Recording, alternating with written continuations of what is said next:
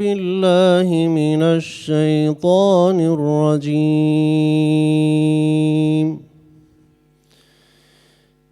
بسم الله الرحمن الرحيم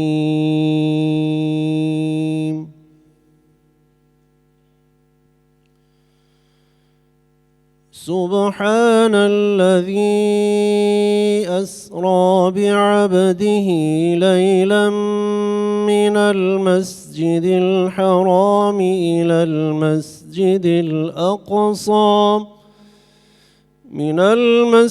الحرام إلى المسجد الأقصى الذي باركنا حوله لنريه من آياتنا إنه هو السميع البصير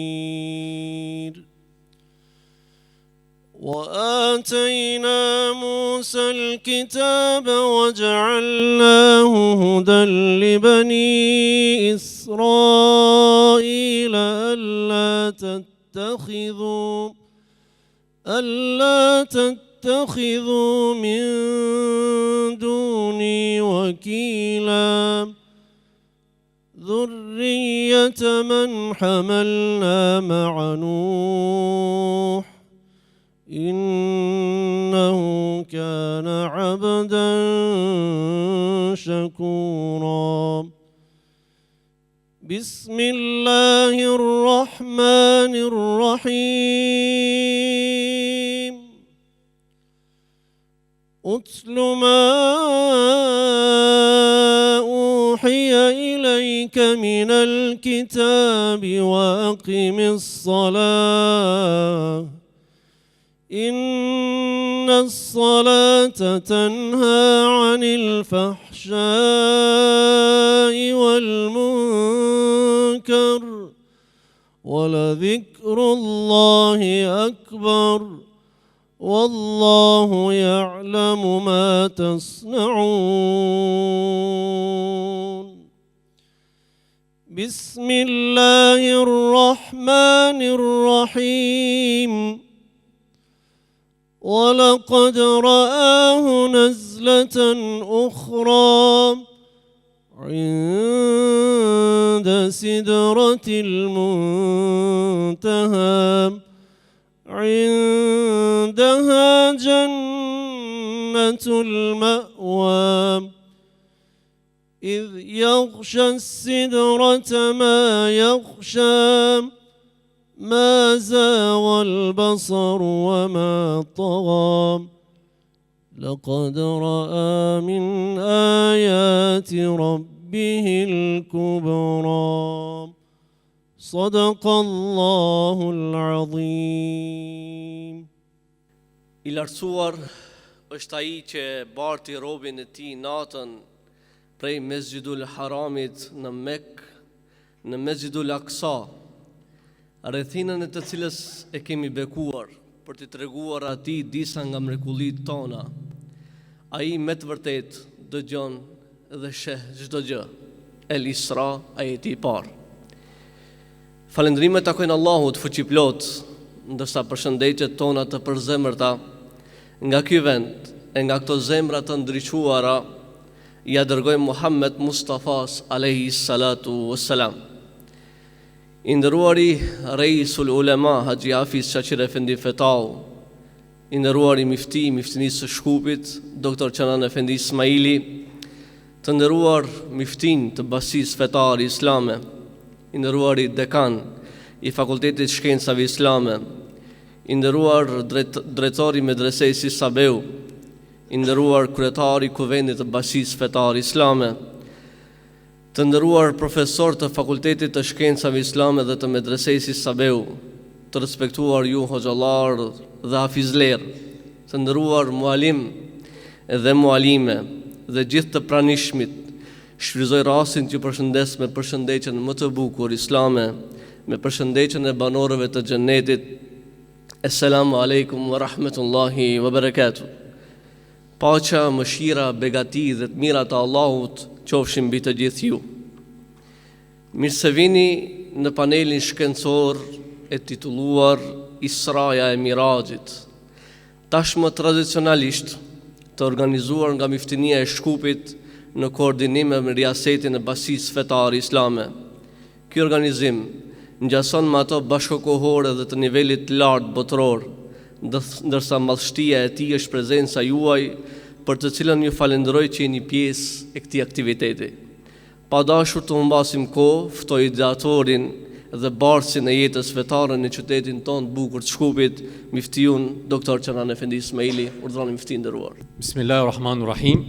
Në emër të Allahut, mëshiruesit, mëshirbërësit. Assalamu alaikum wa rahmatullahi wa barakatuh. Pra paqja, mëshira, begatit, mira Allahut qofshin mbi gjithë ju, inshallah. I nderuari kryetari i Bashkisë Fetare Islame, një herët edhe kjo aktivitet realizohet në patronazhin tuaj, pra Reisul Ulema Haxhi Hafiz Shaqir Efendi Fetahu, që sot jeni bashkë me një numër të konsiderueshëm të drejtorëve nga riaseti i Bashkisë Fetare Islame. I nderuari mufti i Kërçovës, Magjistër Qamil Efendi Rushiti, i nderuari mufti i Strugës, Adi Efendi Murtishi, i nderuari mufti i Ohrit, Samet Efendi Ajdari, i nderuari mufti i Manastirit, Amit Efendi Rasimi, i nderuari mufti i Maqedonisë Lindore me qendër në Shtip, Magjistër Nasir Efendi Rexhepi, i nderuari mufti i Velesit, Niazi Efendi Murati, i nderuari mufti i Prilepit, Shefket Efendi Imeri, jo rastësisht një nga një i përmendë, duke falenderuar sepse në këto kohra të ftohta kanë marrë rrugën dhe sot janë këtu në mesin tonë, Allah i shpërbleft. I nderuari dekani i Fakultetit Shkencave Islame, profesor Dr. Abdul Xhemil Efendi Nesimi, që sot shoqëroni nga profesorët e fakultetit tuaj, shumë respektuari drejtori i medresesë, Dr. Islam Efendi Islami, sot bashkë me profesorët nga medreseja Isabeu, i nderuari kryetari i Kuvendit Bashkisë Islame Hoxh Nesip Efendi Demiri, shumë të nderuar ju koleg, hoxhallar, çdo kush me peshë të veçantë në këtë nënqiell, shumë të respektuar akademik, profesor, mualim, mualime, e në veçanti shumë të respektuar ju panelistë, jeni kuptim, jepni kuptim kësaj mbrëmje të sonshme, duke filluar nga muftiu i Tetovës, po sot në cilësinë e panelistit, profesori nderuar Dr. Hafiz Selver Efendi Xhemaili, nga Fakulteti i Studimeve Islame, pra nga Prishtina, na vjen profesori i nderuar Recep Efendi Suma, Allah i shpërbleft për prezencën e tij, dhe nga Tirana, nga qendra për ulëmtime Minber, ulëmtuesi vetëm i njohur për gjithë ju, Vladimir Efendi Kera, që të gjithëve ju dëshiroj mirëseardhje në këtë mbrëmje pak më ndryshe nga mbrëmjet tjera, sepse sa shkencore kjo mbrëmje po aq është edhe shpirtërore. Ne e titulluam Israja e Mirajit. E pse titulluam kështu dhe se çka do të flitet në këtë mbrëmje, këtë më së miri do ta bëjnë profesorët tonë të nderuar që sot i kemi para vetësh.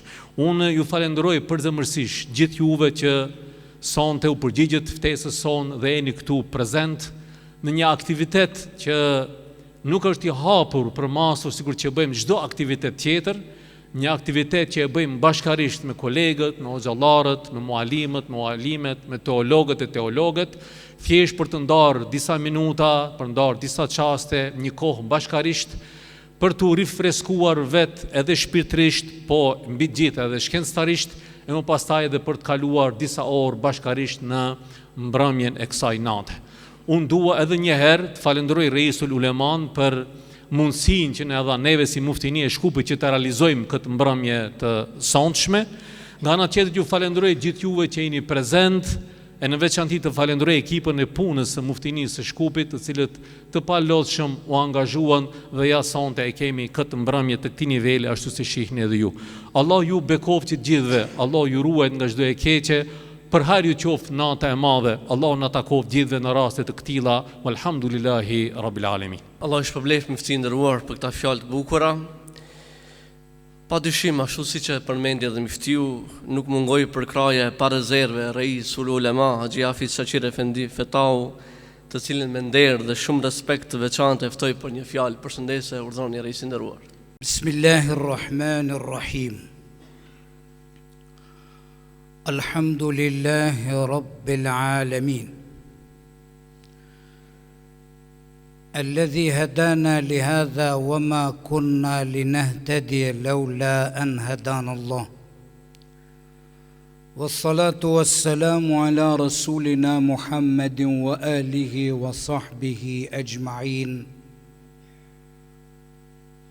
أما بعد يقول الله تبارك وتعالى في أشرف كلامه العزيز بسم الله الرحمن الرحيم سبحان الذي أسرى بعبده ليلا من المسجد الحرام إلى المسجد الأقصى الذي باركنا حوله لنريه من آياتنا إلى آخر الآية صدق الله العظيم.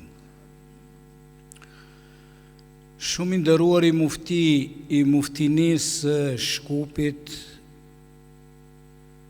Doktor Qenan Efendi Ismaili, me bashkëpunëtorët e juaj, njëherët organizator i këtij programi dhe paneli jashtëzakonisht të rëndësishëm të një nate të madhe. Të nderuar muftin të muftinive bashkë me bashkëpunëtorët e juaj, i nderuar i kryetar i kuvendit, profesor Nesip Efendi Demiri, i nderuar i dekan i Fakultetit të Shkencave Islame, profesor doktor Abdul Gjemil Efendi Nesimi, bashkë me stafin akademik, i nderuar i drejtor i përgjithshëm apo general i medreses i Sabeu, me koordinatorët e gjitha medreseve në bashkinë fetare islame, të nderuar profesor e profesoresha, të dashur vëllezër, miq, musafir dhe dashamir, të nderuara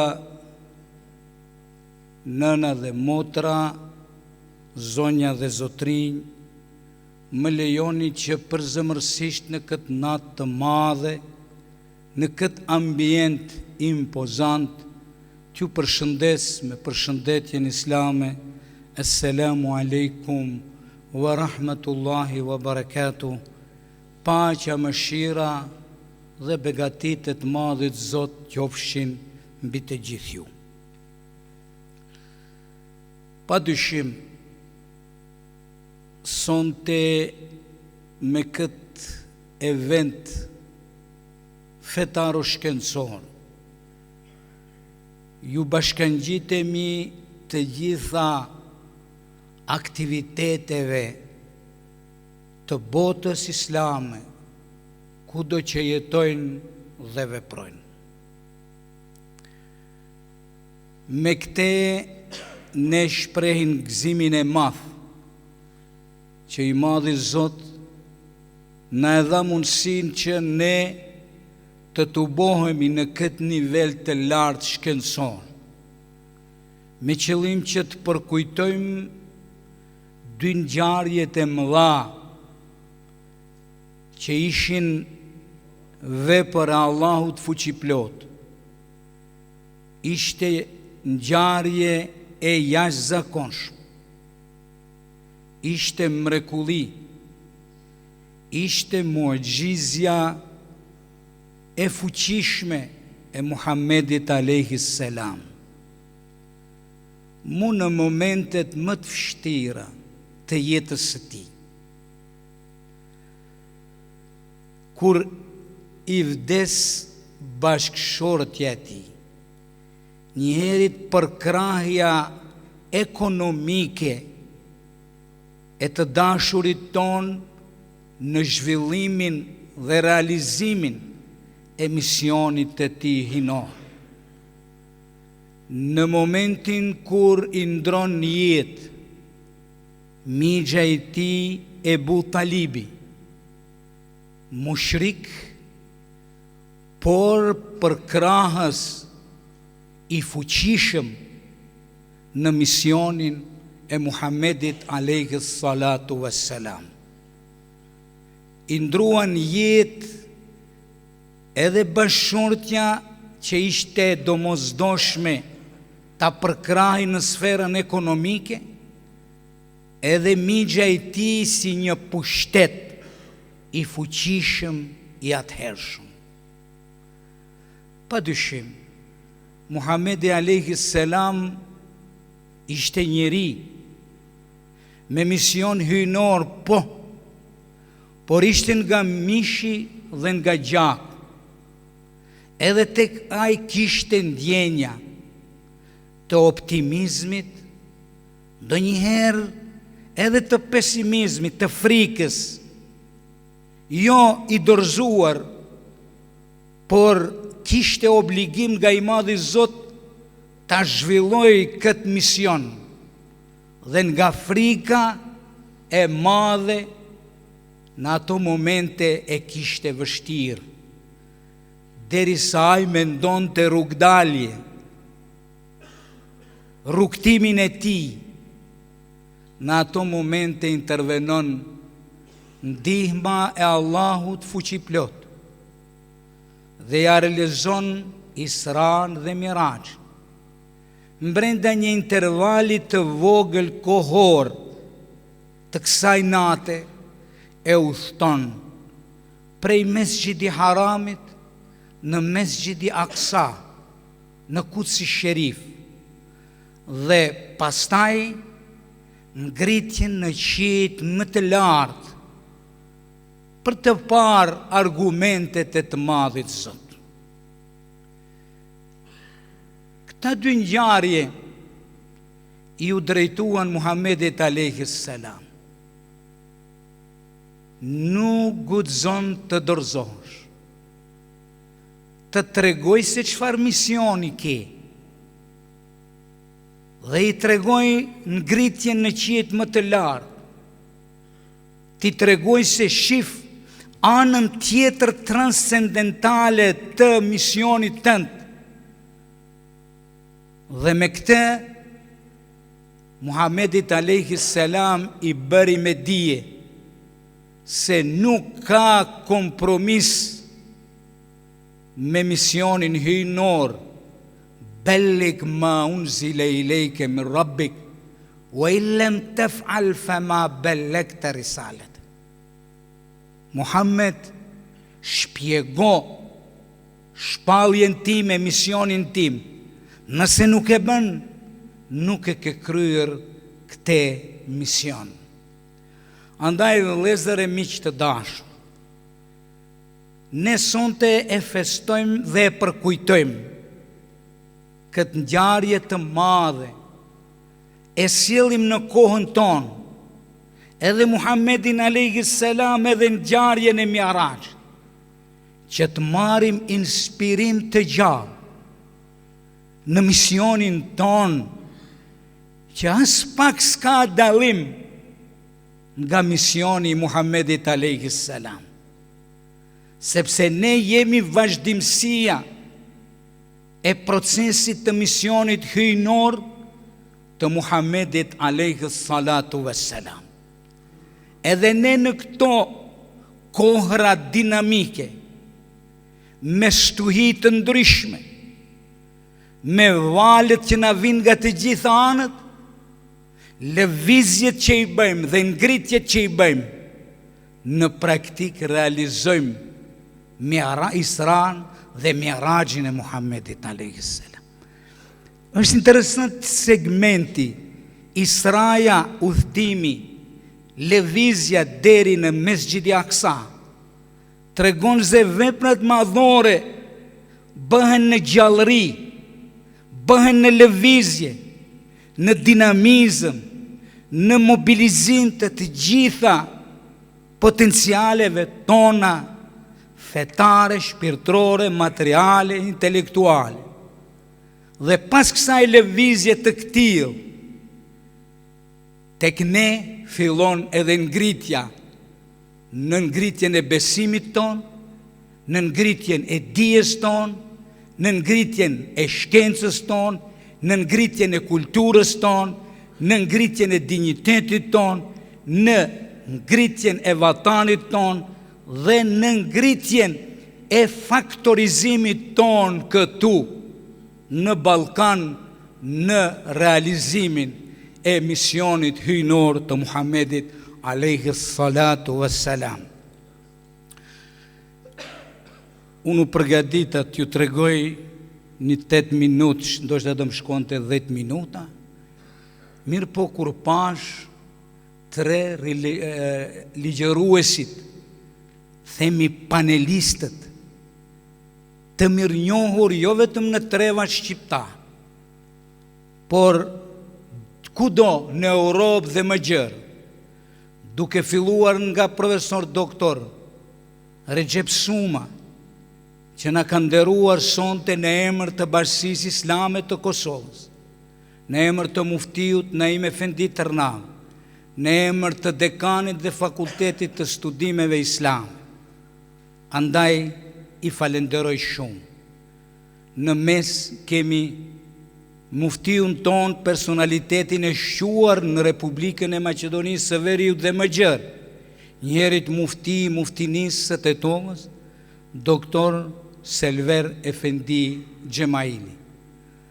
Dhe kemi fatin dhe nderen sonte ta kemi Shqipërinë tonë të dashur, me përfaqësim të nivelit të lartë, profesor Vladimir Kera, një studiues i jashtëzakonshëm i vlerave islame, prezantues i fuqishëm i islamit në Ballkan dhe Europë, një shtyllë e fuqishme e qendrës hulumtuese Mimber. Andaj që të 3 personaliteteve tona që i kemi sonte këtu, vërtet kam një respekt të veçantë dhe ju falenderoj shumë për detyrën dhe guximin që kanë marrë të qasen 2 ngjarjeve shumë të rëndësishme, po ja që sonte Miftiu e ka shkruajt aty Israja e Mirajit.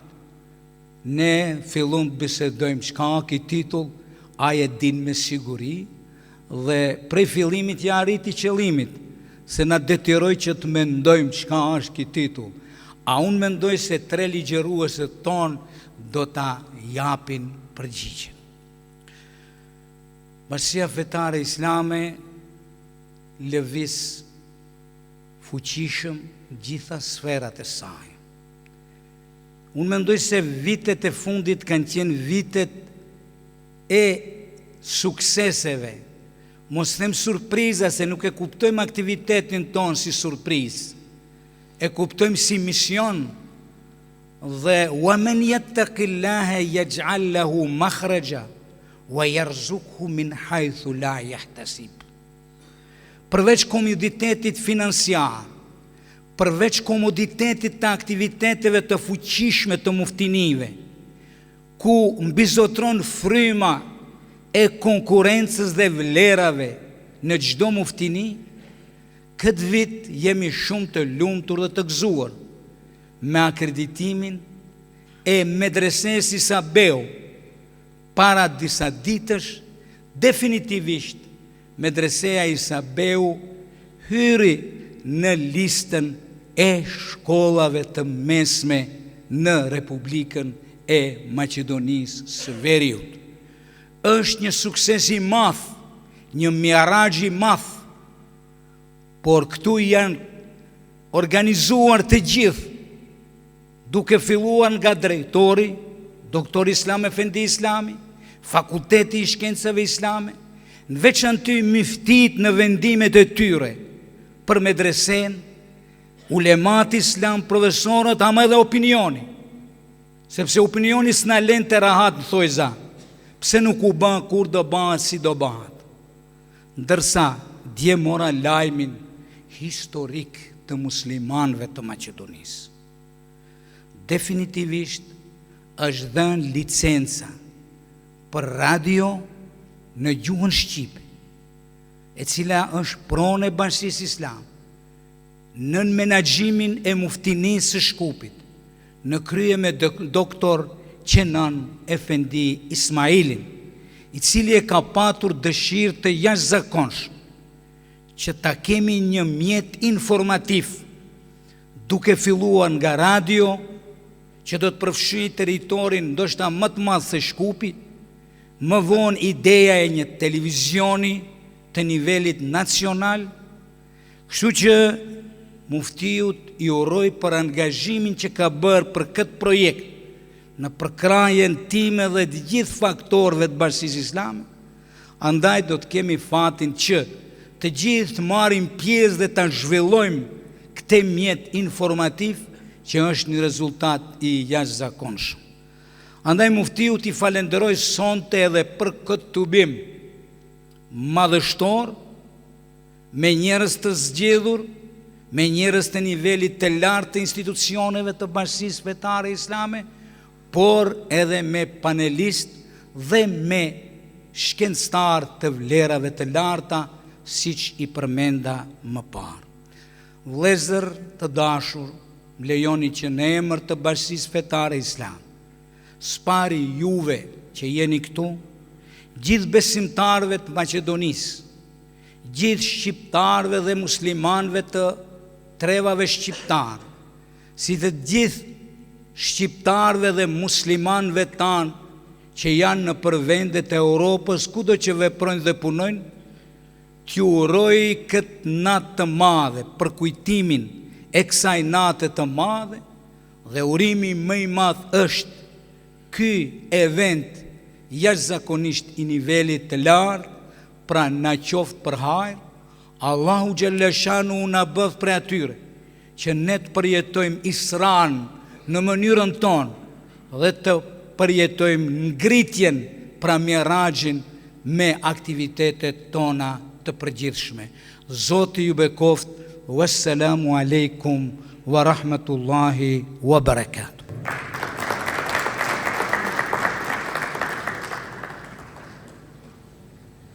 Faleminderit Haxhi Reis për këta fjalë kaq bukura. Allahu i dha shëndet dhe të mira. Pa humbur kohë, nëse besoj që po panelistët janë gati, atëherë do të fillojmë me panelin shkencor Isra e Mirajit, duke ju dëshiruar suksese dhe mbarësi.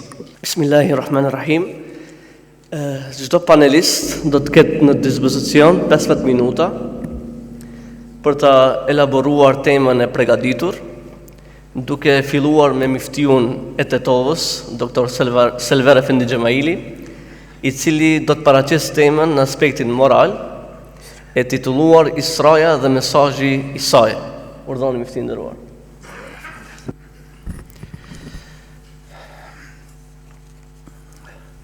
Bismillahirrahmanirrahim. I nderuari kryetari i Bashkisë Islame, Raisul Ulema, Haxhi Hafiz Shaqir Efendi Fetau, i nderuari koleg muftinisë së Shkupit Dr. Kenan Ismaili, shumë të nderuar muftiler, profesor, të nderuar panelist, të nderuar vëllezër, të respektuara motra. Selamu alaikum wa rahmatullahi wa barakatuh. Ashtu si që përmendi moderatori, tema ime është Israja dhe mesazhi i saj.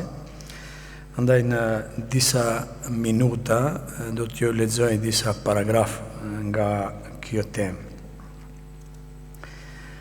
Një nga ngjarjet më madhështore dhe më të thella në historinë islame, padyshim është Israja dhe Miraxhi, udhëtimi i Muhamedit alayhis salam, një mrekulli hyjnore që bashkon historinë, besimin dhe shpirtërorën në një ngjarje të vetme.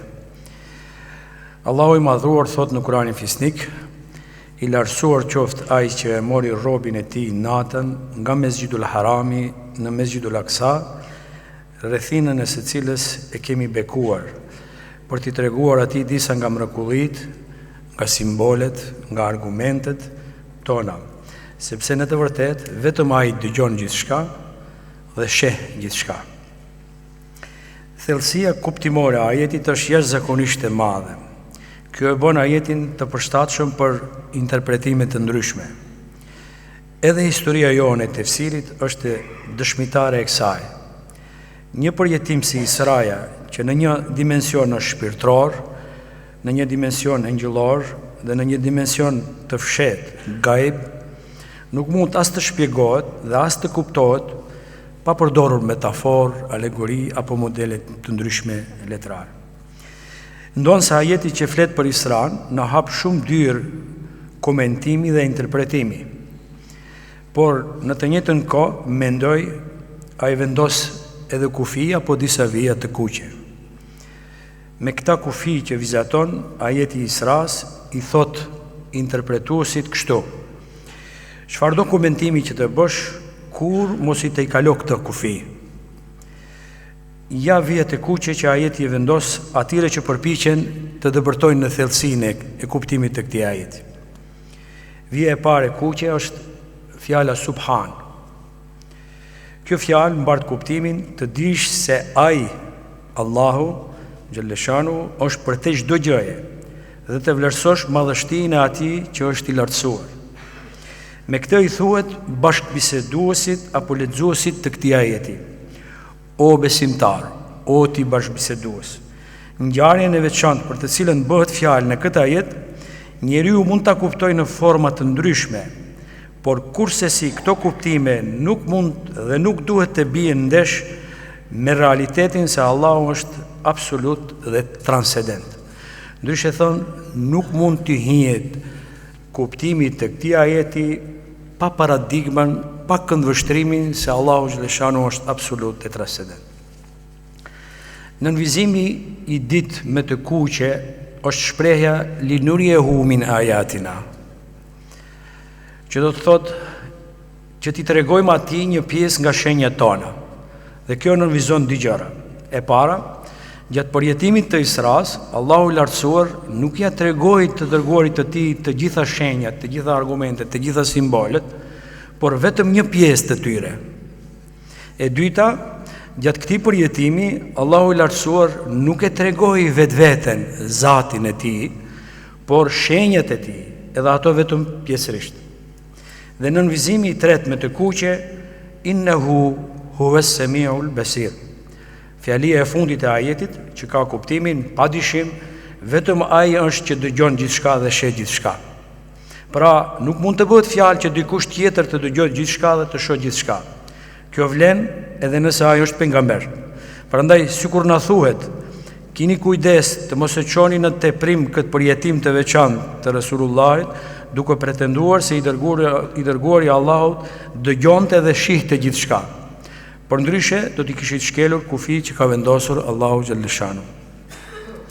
Israja është një proces moralizimi, ngritje shpirtërore dhe përforcimi në besim, nisur nga fakti se ajo ndodhi në një periudhë shumë të vështirë për pejgamberin alayhis salam, e njohur si viti i hidhrimit apo mërzis, siç ishte rasti i vdekja e bashortës së tij Hatijes radiallahu anha, vdekja e Xhaxhait dhe mbrojtësit të tij Ebu Talibit, si dhe refuzimi dhe dhuna në Taif. Në këto moment dhimbje, Allahu Gjellëshanu e nderoi pejgamberin e tij me një udhëtim që nuk ishte ikje nga realiteti, por forcim për misionin e tij të ardhshëm. Udhëtimi nga Mekka në Kudus i Sherif për çaste shumë të shkurta ka ngjall diskutime të ndryshme, por sidoqofshin diskutimet rreth kësaj teme, një gjë duhet theksuar se jo vetëm nga aspekti fetar, por edhe nga pikpamja logjike është e mundshme që krijuesi absolut dhe i plotfuqishëm, që ka krijuar çdo gjë që ekziston në univers, dhe ai ka afare të lehtë të modifikojë dhe të rivendojë ligjet e natyrës që ai ka vendosur më parë. Nëse njeriu me mundësinë dhe aftësitë e tij shumë të kufizuara, duke shfrytzuar zbulime teknike, mund të bartet nga një cep në një cep tjetër të globit, madje të udhtojë edhe në planetë të tjerë, vallë, a nuk mundet ta bart krijuesi robën e tij në përhapësirat e gjithësisë, madje deri në skajet e universit të cilin e ka krijuar ai vetë. Israja vështirë mund të kuptohet nëse nisemi nga këndvështrimi duke pasur parasysh fuqinë e njeriut e cila në shumë aspekte është e dobët dhe pafuqishme për ngjarje metafizike shpirtërore. Mirë po, nëse çështjen mendojmë nga këndvështrimi i fuqisë së Allahut Gjellëshanu, fuqia e të cilit është absolute dhe pakufishme, atëherë është e lehtë të kuptohet që Allahu i cili ka fuqi të vënë në lëvizje dhe të mirëmbajë të gjithë kosmosin, ai ka fuqi që edhe robin e vet t'i bëjë një shëtitje të tillë në një kohë shumë të shkurtër. Israja nuk ishte vetëm një udhëtim fizik, por një ngushëllim hynor, një dëshmi se Allahu nuk e braktis robin e tij, një ngritje shpirtërore pas provave dhe një mesazh i fortë për çdo besimtar se pas vështirësisë vjen lehtësimi. Në fakt, çdo imtihan është një imkan, edhe çdo imkan në një farë mënyrë është një imtihan. Pra çdo sprov që te i kalon është një mundësi e re, por edhe çdo mundësi është një sprov. Nëse te i kalon sprovën, ajo shndrohet në mundësi të re, ju përforcon edhe më tepër, ju përforcon imanin, vullnetin, durimin, qëndrueshmërinë, rezistencën, personalitetin, shpirtin e tjerë. Përveç këtyre, Muhamedi a.s. në vështirësitë dhe sprovat që i ndodhen, përmbushi detyrën e tij pa bërë kompromis, pa u mashtruar dhe pa u drejtuar kurrë mohuesve. Ai urdhroi që në përballje me tortura, tallje dhe provokime të shfaqej durim dhe qëndrueshmëri. Muslimanëve urdhrohet që edhe në këto kushte të vështira të rezistojnë, të kontrollojnë ndjenjat dhe dëshirat e tyre. Nga ana tjetër, Israja ishte një provë e madhe edhe e besimit, imanit. Disa e mohuan, por besimtarët e sinqert e pranuan pa hezitim.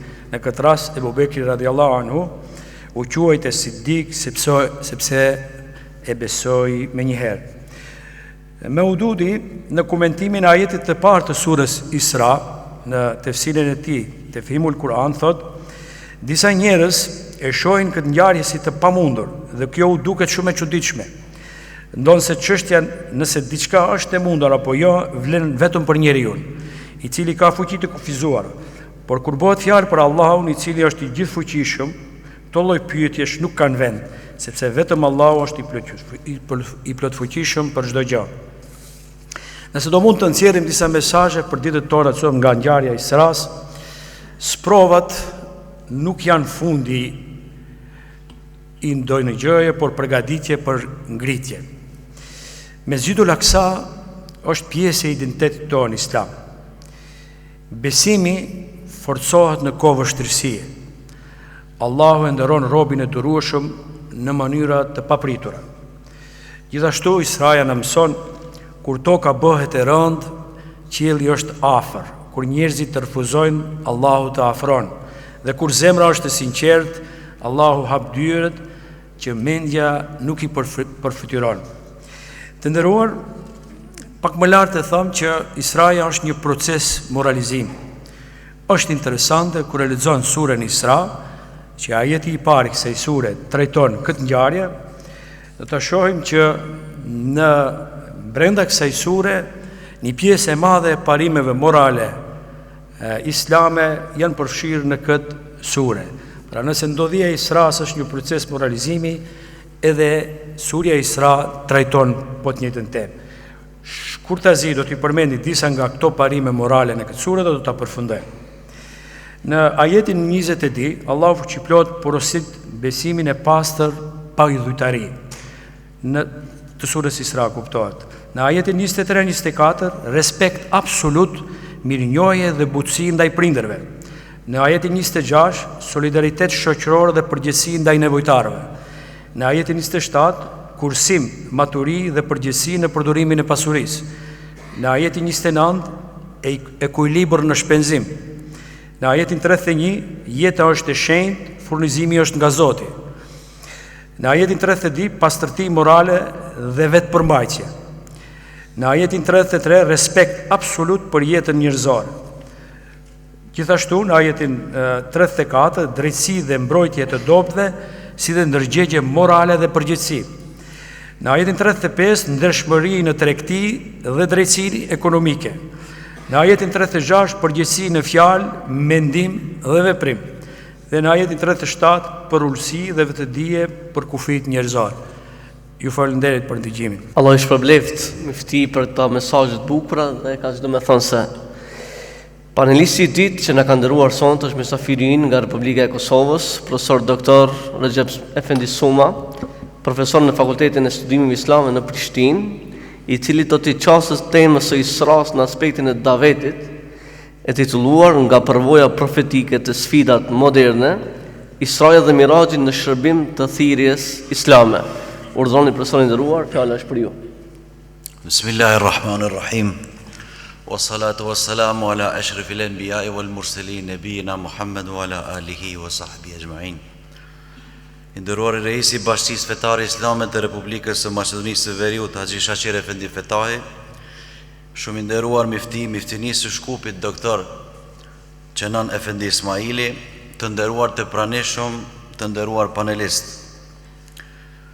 Vërtet të flasësh për thirrjen islame në etapat e para që është zhvilluar në Mekë, që dallon prej gjitha etapave të mëvonshme, ka shumë që të flitet, por ne do të mundohemi që vetëm në disa pika do t'i prekim, do t'i qasim, që të kuptojmë ashtu siç e kemi mësuar edhe nga historia islame, për të ditë se si ka qenë, si ka ekzistuar ai ambient në atë kohë. E dim që çdo risi mund përballet me vështirësi të mëdha në popull. Çdo ide e re do të hasë në rezistencë. Normalisht që edhe mesazhi i fundit i Allahu xhaleshanu që erdhi për Muhamedit alayhis salatu wassalam, hasi në rezistencë të jashtëzakonshme në mesin dhe në shoqërinë mekase të asaj kohe. Dhe u detyrua jo nga dëshira që të bëj një mini hijret vogël në Taif, i cili ndodhet një afër 100 km nga Meka, gjej një ambient shumë më të përshtatshëm, shumë më të favorshëm për ta zhvilluar konceptin e thirrjes islame. Sigurisht që kishte shpresuar shumë për atë vend, dhe pse e zgjodhi pikërisht Taifin, sepse në Taif ndodheshin disa fise të cilat ishin rival me fisin Quraysh, por që asnjëherë nuk kishin zhvilluar luftë drejt për drejt me ta. Dhe mendoj që pasi mekasit e refuzuan, mos vallë do të gjejnë një përkrahje shumë më madhështore te ta. Mirë, po për habi ndodhi ajo që nuk e kishte pritur Muhamedi alayhis salatu wassalam. Jo vetëm që nuk e pritën siç e kishin tradit arabët e asaj kohe, mikpritjen që njihen edhe sot, por organizuan dhe e gjuan me gur, e nënçmuan, e poshtruan figurën dhe personalitetin më të lartë të historisë të njerëzimit dhe të fesë islame. Sigurisht kjo ishte një goditje morale për pejgamberin alayhis salatu wassalam, mirë po ai nuk u dorëzua. Dhe sipas historisë islame, Sirat Ibn Hisham thot se vetëm një person në këtë thirrje ju ka përgjigj Islamit. Ai është Abdas, një i krishter nga Iraku që kishte shkuar për të punuar në Taif në atë kohë. Dhe kjo më vonë domethënë bëhet një prej sahabëve që e ka përkrahur sipas Ibn Hishamit gjithmonë duke i referuar atij. Kjo thirrje që bëri pejgamberi alayhis salatu wassalam sigurisht që kishte bazën shumë të fortë në ajetin kuranor, surës Fussilet, ajeti numër 33, "Wa man ahsanu qawlan mimman da'a ila Allah wa amila salihan wa qala innani minal muslimin." Pra nuk ka fjalë më të bukur që ne e themi në xhamatin tonë, në popullin tonë. Nuk ka fjalë më të dashur tek Allahu dhul jalal. Andaj dhe të themi innani minal muslimin, un jam nga besimtarët. Sigurisht që pejgamberi u kthye me vështirësi të mëdha në vendlinje ku e kishte familjen e tij, mirë po atë që se bëri, që se bën faktikisht ehli Taif, banorët e Taifit e bën e gjenët të cilët ju kishin përgjigj fjalës së pejgamberit alayhis salatu wassalam. Në periferi, në kodrat të Mekës, duke falur pejgamberi alayhis salatu wassalam, ata kishin dëgjuar Kur'an dhe e lidhën me historinë e Hazreti Musës që kanë dëgjuar në atë kohë diçka të ngjashme. Por arriti që të hyjë në Mekë, të kthehet në shtëpi. Në atë kohë pati dy shtylla më të forta të fesë islame dhe të thirrjes islame në përgjithësi. Ajo e brendshme dhe ajo jashtme. E brendshme ishte Hazreti Hatixha që e forcoi, e mbështeti vazhdimisht në thirrjen e tij, nuk e la asnjëherë që edhe për mualimet e sotit, po edhe të mëhershme dhe ata që do të vinë, duhet të mbështesin burrat e tyre, imamët, të cilat janë në këtë mision për ta shuar misionin përpara. Sikur që për jashtë ishte Abu Talibi që ishte dorë dhe mekanizëm i pathyeshëm dhe mbrojtës më i mirë i thirrjes islame në atë kohë. Gjithë këtë mund që e bërin Taif, por edhe me popullin e tij, duhet kuptohet dhe zëndërum që çështja është që Allahu vazhdimisht e porosit të Muhammedin a.s. Prandaj fal me një falje të bukur. Fale ata se të kanë gabu me ty. Ky ajet me një aspekt neve na obligon që të kemi kujdes ndaj xhamatit ton. Ndoshta hin hak me neve si imam, si hoxh, si predikus, si vajz, si hatib. Mirë po ne gjithmonë do t'i kujtojmë këto ajete të cilat janë primare për çdo ne. Duhet të llogarisim prioritetet tona në thirrjen islame, çka është primare. Primare te ne është që ta kemi vllazërinë, ta kemi unitetin mes nesh dhe kështu mund t'i unifikojmë rrodhët dhe qëndrimet tona. Prandaj kjo natë Isra dhe Miraxhi e zgjeruan horizontin e thirrjes islame duke dëshmuar se mesazhi i Islamit nuk ishte i kufizuar në një hapësirë gjeografike apo kohore, por kishte një karakter universal dhe që u dëshmua edhe më vonë. Pikrisht kur pejgamberit a.s.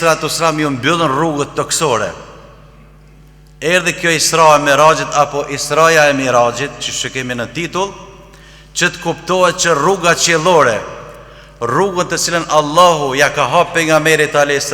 nuk është mbyllur asnjëherë. Dhe arriti deri në Sidratul Muntaha që askush nuk ka arrit deri në atë mos, po as që do të arrijë më. Prandaj ishte një mesazh shumë i qartë edhe për thirrjen islame, edhe me vërtetu me ajetin kuranor, ma wadda'aka rabbuka wa ma qala, Allahu nuk të harron ty o Muhammed, nuk të lën në këtë rrugë, nëse të ka braktis populli i Mekës edhe i Taifit, Allahu xhaleshanu të ka marrë mbrojtje ty. Sigurisht që edhe ajeti tjetër, wa ma kana Allahu li yudhi'a imanakum inna Allaha bin nasi la raufur rahim, Allahu nuk e humb kur besimin tuaj. Kjo do të jetë shpresë për neve në thirrjen islame, në ligjërimet tona që Allah është me ne, nuk e humb këtë besim, mund zbehet, mirë po me humb asnjëherë. Pleqët e ne në mezhliset e mëhershme thoshin, kjo fe mund të hollohet sa kimja e flokut, por më kput kurrja. Edhe ashtu ka ndodhur, e kemi pa rastin edhe me Shqipëri, por edhe në republikat tona, në vendet tona, hapësirat që kemi jetu në sistemin. Pra, është hollu shumë, por nuk është tu. Ka dashur Allahu, e ka zbrit këtë fe, e ka garantu, por edhe ne jemi mundu, jemi bo sebeb që me rujt këtë mesazh, e kemi marrë prej hoxhallarëve të mëhershëm, e kemi sot që na me durët më të sigurta duhet ta paraqesin dhe ta dorëzojmë të gjenerata e re stafetën që ata të shtyjnë proceset përpara në thirrjen islame. Po ashtu në këtë natë, ashtu siç u tha edhe më herët, është bërë obligim edhe namazi, i cili përfason shtyllë kryesore të adhurimit me lidhje më të fortë midis besimtarit dhe krijuesit.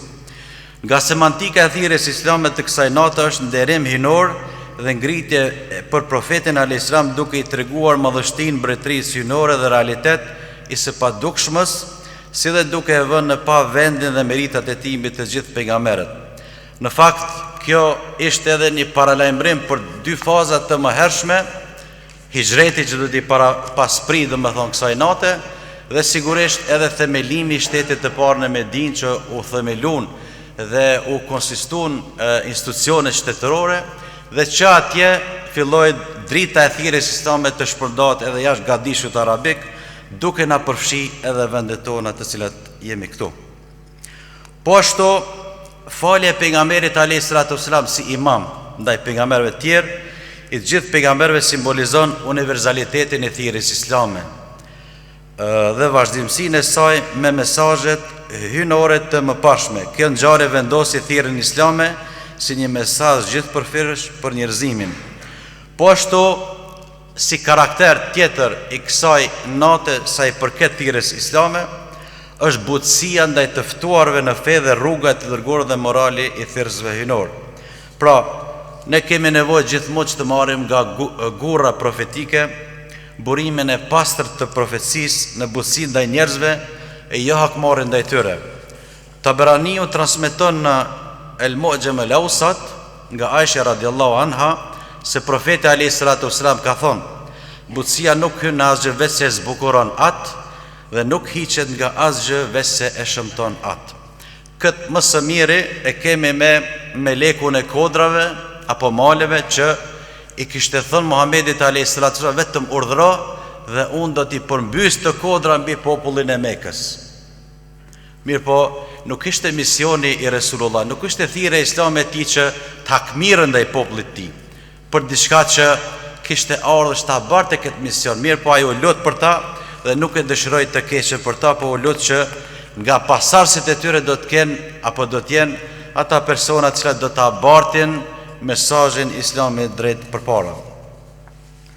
Në botën e institucioneve profesionale bashkëkohore dhe të organizatave globale, konkurruesi dhe në hapësirën e sotme të pakufizuar të medias globale, mjetet e thirrjes islame nuk mund të ecin në mënyrë të çrregullt, pa një lidhje të ngushtë me qëllimin dhe vizionin. Patjetër që kemi institucionet tona fetare shekullore, Bashkitë Islame pra, që vazhdimisht e kanë ndihmuar për krahur dhe mbështetur si imam, si vaiza, si atibat, gjithmonë kanë pasur ndihmën e pakufishme ndaj institucionit. I kanë mbrojtur në situata më të vështira dhe është në shërbim të tyre.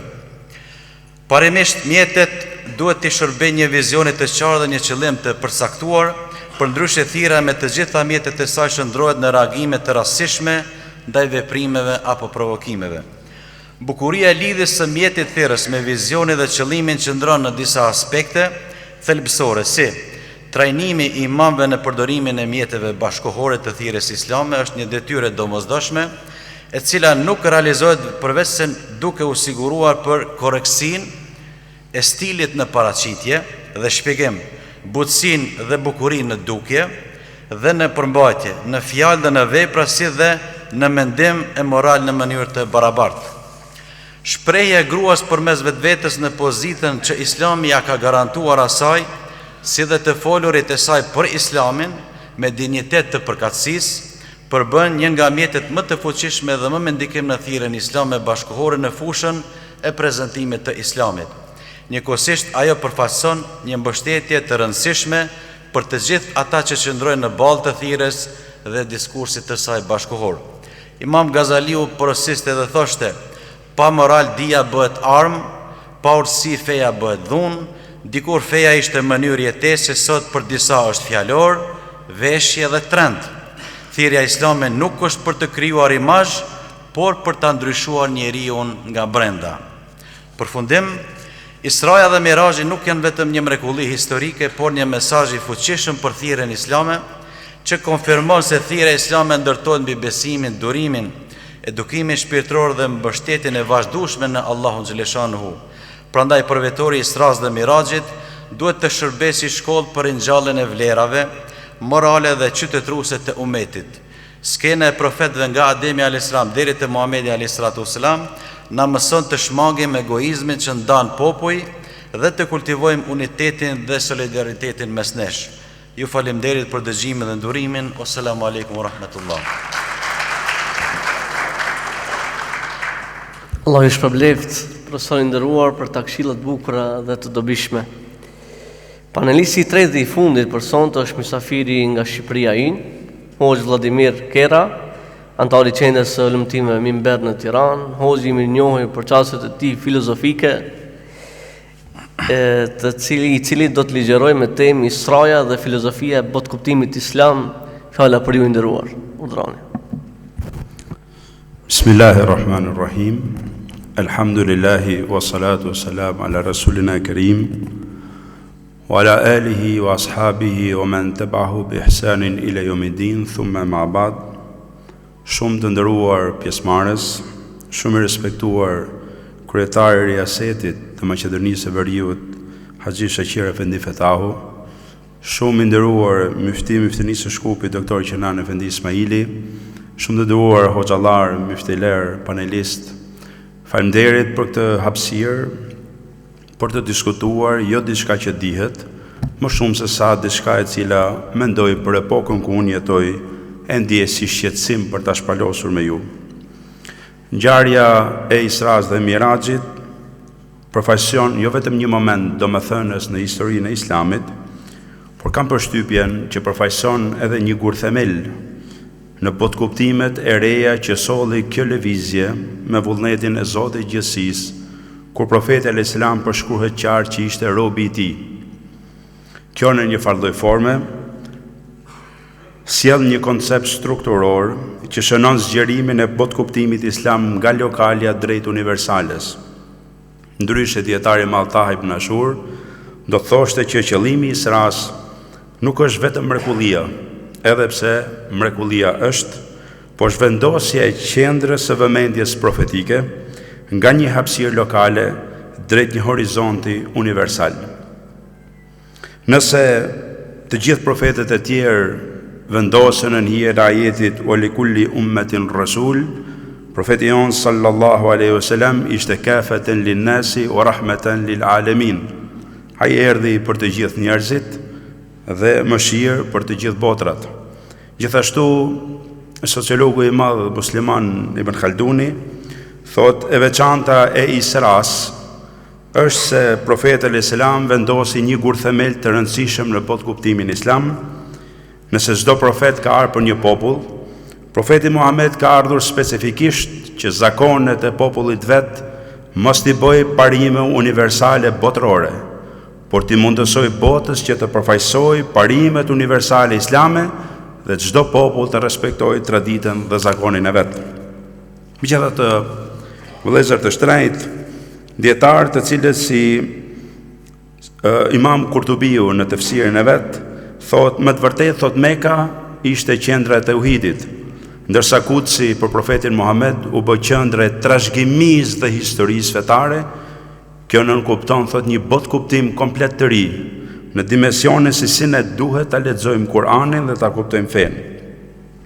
Atëherë, vëllezër të shtrenjtë, mendoj që Israja dhe Miraxhi, specifikisht Israja si zgjerim, nuk na thot gjë tjetër vetëm se këtë akt të rëndësishëm. 3 boshte kryesore që unë mendoj që duhet të diskutojmë. E para, boshti i ideve, e cila përfaqëson Mekën, që është boshti i botkuptimeve. Për arsye të modernitetit ku jetojmë, për arsye të strukturave se si vetë moderniteti e ka ndërtuar botën, mendoj që në hapësirën e botkuptimeve, fetarët, mendimtarët, dietarët, hoxhallarët duhet tregohen të kujdesshëm. Për shembull, flasim për të njëjtat terma ne dhe moderniteti, por për kufizimet i kemi komplet ndryshe. Sot për shembull kur flitet për lirinë, tjetër botkuptim ka liria sipas Islamit, tjetër botkuptim kemi filluar të besojmë edhe ne për lirinë. Ku flasim për drejtësinë, ku flasim për demokracinë, ku flasim për mendimin ndryshe, ku flasim për zakonet, ku flasim për traditat, ka një problem, siç e sjell dhe Malik bin Nebi sidomos, i cili thot, një pjesë e madhe e fetarëve në mënyrën se si mendojnë nuk kanë bosht mendimi Mekën, por bota moderne i ka imponuar mendimet e veta. Tu sjell 2 modele kryesore që unë i kam vëmendje për Isran. 1. Sekularizmi. Sekularizmi është ndarja thelbësisht e fesë nga hapësira publike. Në momentin kur ne si fetar i shkpusim besimtarët nëpërmjet një ligjërimi, i cili i mbyll ato në sferat specifikisht fetare, duke u bërë angazhimin publik pothuajse deri diku me një pjesë mëkati me vete, një farë lloj forme dhe ne bëhemi sekular por në një kënd tjetër. Me të drejtë sahabët u habitën kur pa një person që punonte me zell, thanë lau kana hadha fi sabilillahi, o dërgumi i Zotit, thanë sikur të jetë ky në rrugë të Zotit. Trashëgimia e historisë që kishin ishte se një njeri me zell punon vetëm kur është i dhënë mas dynjas, nuk ka mundësi të jetë i dhënë dhe mas Zotit. Nëse ecën tha për fëmijët e vet është në rrugë të Zotit, nëse shkon për prindërit e vet është në rrugë të Zotit, nëse shkon për dinjitetin e vet tha është në rrugë të Zotit, profeti sallallahu alajhi wasallam. Në momentin kur ne për shembull e konsiderojmë mësimin e filozofisë, shkencës, e dijes, me një dozë mëkati me vete, pa dashje bëhemi sekular. Në mënyrën se si e ftojmë popullin. Prandaj në boshtin e ideve është shumë e rëndësishme që të bëjmë kujdes nga idetë sekulare në mënyrë që mos t'i bëjmë fetare. E dyta, dekonstruksionizmi. Si thot Malik bin Nebiu, fakti që profeti shkoi në Kuds tregon që profeti përfshiu të gjithë traditat e profetëve deri atij dhe u bë imam i tyre. Dekonstruksionizmi, vëllezër, me që si jemi një hapësirë që ja vlen të bisedojmë, është shemja e traditës. Ato që e themeluan, thanë, tradita na pengon se si ne i lexojmë gjërat e reja që dalin në botë. Duhet të shembim traditën, po tradita shembet duke i dhënë hapësirë çdo njeriu të ketë drejtën e vet, dhe kur çdo njeri ka drejtën e vet, asnjë nuk ka drejtë. Dhe e them me keqardhje, herëherë më duket që çdo hoxh ka fetvan e vet, dhe me sa duket gjithë jemi pa fetva. Çdo dietar, hoxh, besimtar duket se ka krijuar medhhebin e vet, dhe fatkeqësisht jemi pa medhheb hiç. Domosdoshmërisht Israja, fakti që profeti shkon Kuds, duhet na kuptojë që pa shkollat e mendimit që krijojnë një strukturë me traditë mendimi, ne do përfundojmë dekonstruksionist. Do përfundojmë çdo hoxh me mendim dhe besimtarët do ftohen nga pikpamja fetare, do ta bëjë si e din vetë në funditës.